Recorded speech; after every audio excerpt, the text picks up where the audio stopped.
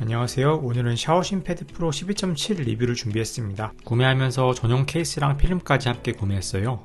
사실 구매한 지는 조금 되었는데 리뷰가 좀 늦었네요. 그 사이에 이미 많은 분들이 리뷰를 하셨더라고요. 그래도 간단하게 설명드리면 샤오신 패드 프로 12.7은 2023년 7월에 출시가 되었고 이름처럼 12.7인치의 대화면을 가지고 있는 중급형 태블릿입니다. 이전에 레노버 가성비 태블릿으로 소개해드렸던 P11, P12 모델은 11인치고 저가형인데 이 제품은 화면 크기뿐만 아니라 성능도 한 단계 위인 제품입니다. 그럼에도 불구하고 출시 가격이 1699위안, 원화로 약 31만원대이고 할인을 잘 찾아서 받으시는 분들은 25만원대에 구매한 분도 있으시더라고요. 레노버가 요새 태블릿 시장에서 매우 공격적인 가격 정책을 펼치고 있는데 아쉬운 건 중국 내수 모델 한정이란 점입니다. 이 모델도 글로벌 출시가 되지 않아서 중국 내수 버전을 구매해야 돼요. 그래서 한글화 과정과 구글 서비스 설치 등 몇 가지를 직접 해주어야 정상적으로 한글과 함께 국내에서 사용할 수 있게 됩니다. 또 이게 완전 한글화는 아니라서 반글화라고 부르는데요. 한글화는 일단 초반에만 세팅해두면 되니까 크게 걱정 안 하셔도 될 것 같아요. 그럼 샤오신 패드 프로 12.7의 박스 구성품부터 살펴보도록 하죠. 본체를 드러내면 안쪽이 박스로 덮여 있는데요. 여기에는 20W짜리 충전기가 들어있고요. 중국 제품이라서 110V 플러그네요. 우리나라에서는 쓸 일이 없겠지만 잘 챙겨두면 해외여행 갈 때 의외로 유용합니다.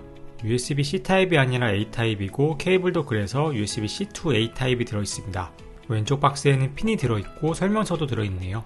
제품 보증서가 있는데 중국 내 보증일 테니까 의미 없을 것 같고요. 설명서는 간단 설명서인데 역시 다 중국어로 되어 있어서 보기는 어렵습니다. 필요하면 구글 카메라 번역으로 돌려봐도 될 것 같긴 합니다만 일반적인 내용들 외에 딱히 더 알아야 할 정보는 없는 것 같네요. 자, 그럼 샤오신 패드 프로 12.7 본체를 살펴볼 텐데요. 포장지에 주요 부위들의 설명이 적혀 있네요. 포장을 벗기니 앞면은 베젤 포함 전체가 검은색이고 빛 반사가 좀 있네요. 뒷면은 재질감이 다른 투톤으로 되어 있는데 가운데의 점이 눈길을 끕니다. 아마 펜슬이 부착되고 충전되는 부분이 아닐까 싶네요. 그리고 후면은 듀얼 카메라처럼 되어 있지만 하나는 LED 플래시입니다. 후면 카메라는 800만 화소로 평범한 수준인데 사실 잘 쓸 일이 없죠. 그리고 왼쪽에는 레노버 로고가 태그처럼 붙어 있는데요.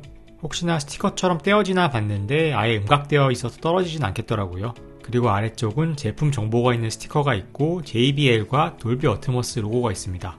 스티커는 보기 싫으면 떼어도 될 것 같습니다.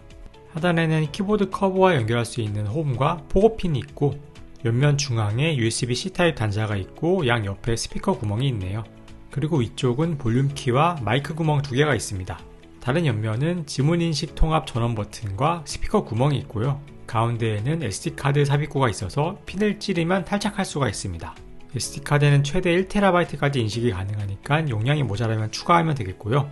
자, 이제 전원이 켜졌는데 중국 내수용이라서 중문이 반겨줍니다. 당황하지 않고 초기의 언어를 잉글리쉬로 바꿔준 다음에 세팅을 진행해 보겠습니다. 딱히 어려울 건 없고 안드로이드 스마트폰이나 태블릿 설정하는 순서랑 비슷합니다. 그리고 생체 보안으로 지문 인식을 사용할 수 있는데요. 온스크린 지문 인식이 아니라 이 전원 버튼에 통합된 지문 인식 방식입니다.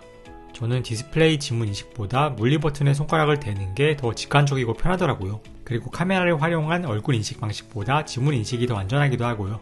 다른 풀스크린 안드로이드 태블릿처럼 제스처 방식과 가상 버튼 방식을 고를 수 있는데요.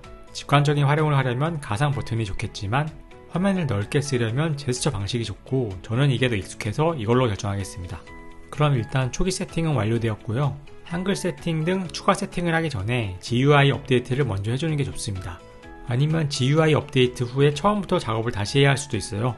업데이트하면서 충전을 해봤는데 30W 초고속 충전까지 받는 걸 확인할 수 있었네요. 배터리가 1000mAh의 고용량이다 보니까 이 정도의 고속 충전은 필수인 것 같습니다. 그럼 이제 업데이트가 완료되었고요. 재시작이 됩니다. 최초 세팅은 이렇게 완료되었지만 국내에서 쓰려면 앞서 말씀드린 반글화를 해야 돼요. 이 부분은 다른 유튜버분이나 네이버 블로그 등에 잘 나와 있으니 참고하시면 될 것 같고요. 여기서는 간단하게만 말씀드리면 일단 앱센터에 들어가셔서 구글로 검색해서 구글 플레이 스토어를 깔아주시고요. 설정의 앱스에서 구글 베이직 서비스를 켜야 구글 서비스를 이용할 수 있습니다. 그리고 구글 플레이 스토어에서 셋 에디트로 검색해서 다운을 받고 여기서 시스템 로케일스 설정에 KOKR이라고 입력하면 됩니다. 그 다음에 재부팅 한번 해주세요. 그럼 시스템 언어가 이제 한글로 바뀐 걸 확인할 수 있지요. 메뉴들이 전부 한글로 바뀌어서 훨씬 보기 편해졌어요. 다만 기존에 중국어로 된 웹들은 그대로 표시되니까 웬만하면 정리해 줍시다. 그 다음에는 한국어 키보드를 설치해줘야 하는데요. 저는 가볍고 안정적인 구글 키보드를 설치했습니다. 설치가 완료된 뒤 입력 방법을 G보드로 해주면 이제 키보드에서 한글도 타이핑할 수 있게 됩니다. 그럼 여기까지 반고라 과정을 마쳤는데요. 제가 쓰던 레노버 리전 Y700의 경우 반고라를 해도 메뉴는 영문으로 나왔는데 이 샤오신 패드 프로 12.7은 대부분의 메뉴가 한글로 깔끔하게 나오더라고요. GUI 14와 GUI 15의 버전 차이인 것 같기도 한데 이 정도면 반고라 완성도도 꽤 좋네요. 레노버 리전 Y700이 나온 김에 사이즈도 비교해 보도록 할게요. 리전 Y700은 화면 크기 8.8인치의 미니 태블릿으로 휴대성을 강조한 제품이죠. 12.7인치의 샤오신 패드 프로와 크기를 비교해보면 거의 2배 이상 차이가 납니다. 태블릿의 활용성은 화면 크기와 밀접한 관계가 있기 때문에 크고 작은 각각의 크기를 쓰는 장단점이 있습니다. 가운데에는 11인치의 갤럭시 탭 S9을 놓고 비교해보았는데요. 보시고 어떤 크기가 본인에게 잘 맞는 크기일지 판단하시면 될 것 같습니다. 사실 휴대성을 희생한다면 태블릿은 화면이 크고 아름다운 게 장땡이죠. 화면이 작은 태블릿은 결국에는 스마트폰과 용도 중복이 될 수밖에 없기 때문에 셋 중에 태블릿을 하나 가진다면 되도록이면 큰 태블릿을 보유하시는 게 좋을 것 같습니다. 그럼 한글화까지 초기 세팅을 완료했고 이제 보호 필름을 붙이려 하는데요. 제가 이번에 구매한 필름은 종이질감 필름입니다. 강화 유리와 다르게 필름 재질이라서 붙이는데 좀 난이도가 있었네요. 종이질감 필름을 붙이니까 표면이 거칠어지고 빛 반사가 확연히 줄었죠. 쓰다 보면 이게 답답하게 느껴질 수도 있는데 필기할 때는 이게 좋더라고요. 레노버 전용 펜으로는 제가 레노버 Y700용으로 쓰던 프리시전 2 펜이 있긴 한데 얘는 샤오신 패드 프로 12.7의 뒷면에 부착되지는 않더라고요. 그래서 어쩔 수 없이 새로 나온 전용 펜을 또 샀습니다. 레노버 프레시전 펜 3고요. 자석으로 붙고 무선 충전까지 되는 모델입니다. 기존의 2세대랑 비교하면 디자인 차이도 좀 나죠. 본체가 동그래져서 좀 더 애플 펜슬과 비슷해졌습니다. 이번엔 펜촉도 하나 더 들어가 있어서 교체해 쓸 수 있겠네요. 프레시전 펜 3를 자세히 보면 끝에 레노버 로고가 있고요.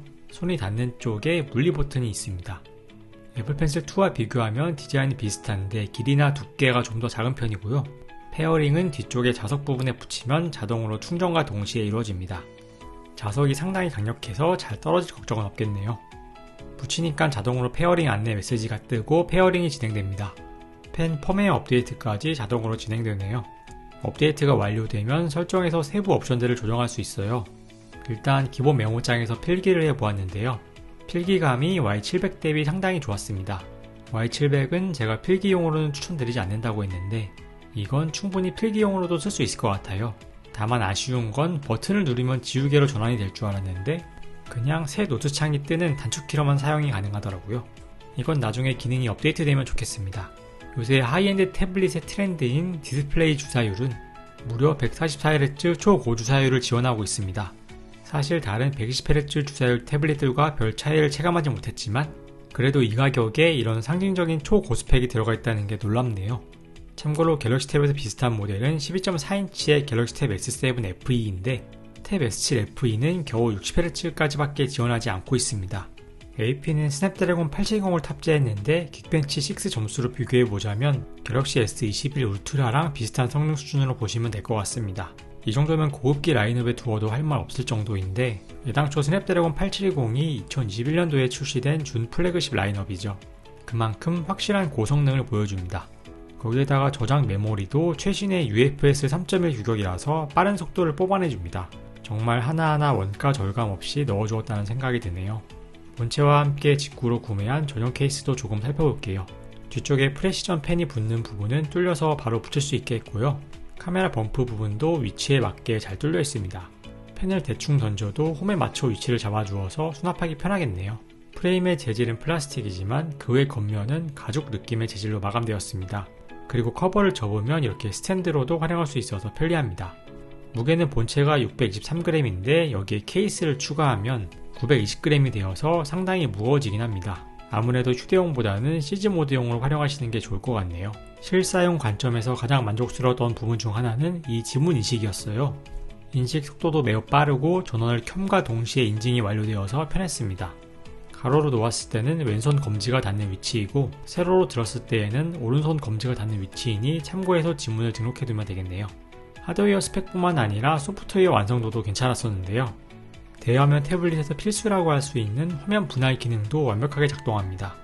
갤럭시 탭 시리즈와도 거의 비슷한 방식으로 작동되기 때문에 갤 탭을 써보신 분이면 쉽게 적용해서 활용하실 수 있을 것 같아요. 그리고 좀 더 쉽게 화면 분할을 하려면 세 손가락으로 톡톡 더블 탭을 해주면 기존의 화면이 왼쪽으로 들어가고 오른쪽에 새 앱을 선택해 분할 화면으로 쓸 수 있습니다. 길게 조작할 수고 없이 바로 분할 화면으로 전환할 수 있어서 좋았습니다. 뭐니뭐니 해도 가장 만족스러웠던 건 12.7인치의 대형 화면이었었는데요. 만화책도 2페이지를 한 번에 붙여서 편하게 볼 수 있는 사이즈이고 동영상도 초고화질 4K HDR 60프레임 영상도 문제없이 잘 돌려줍니다. 오랫동안 플레이보지 않았지만 발열도 크지 않은 편이었습니다. 넷플릭스도 와이드바인 L1으로 FHD 해상도도 문제없이 즐길 수 있고요. 화면이 크다 보니까 넷플릭스 머신으로 써도 괜찮을 것 같습니다. JBL 튜닝 쿼드 스피커가 탑재되어서 스피커 음질도 괜찮은 수준이었어요.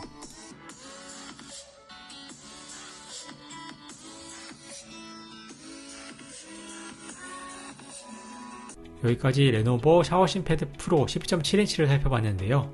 이래저래 아무리 뜯어보아도 흠잡을 데 없는 탈중급기급의 스펙을 가지고 있습니다. 사소한 단점들이 보이더라도 이 제품의 가격을 생각하면 넘어갈 수 있는 수준입니다. 특히 12.7인치는 갤럭시 탭 S9 플러스의 12.4인치보다 더 큰 화면 사이즈로 압도적인 시청 경험을 할 수 있고 넓은 화면을 이용해서 다양하게 분할 화면을 쓸 수도 있어요. 그리고 이제는 좀 쓸만해진 레노버 프리시전 펜 3도 활용도가 높을 것 같습니다. 무조건 저렴한 모델만 찾는 게 아니라 가성비가 좋은 고성능 태블릿을 찾는다면 현재로서는 이 모델이 가장 최고의 가성비를 갖고 있다고 말할 수 있겠네요. 갤럭시 탭에서 이 정도의 스펙을 사려면 최소 70만원 이상을 받을 것 같아요. 대형 태블릿 구매를 고민하는 분들께 강력히 추천드릴 수 있을 것 같습니다. 그럼 구매 결정에 도움이 되셨길 바라며 여기까지 인사이트였습니다. 오늘도 시청해주신 여러분 감사드립니다.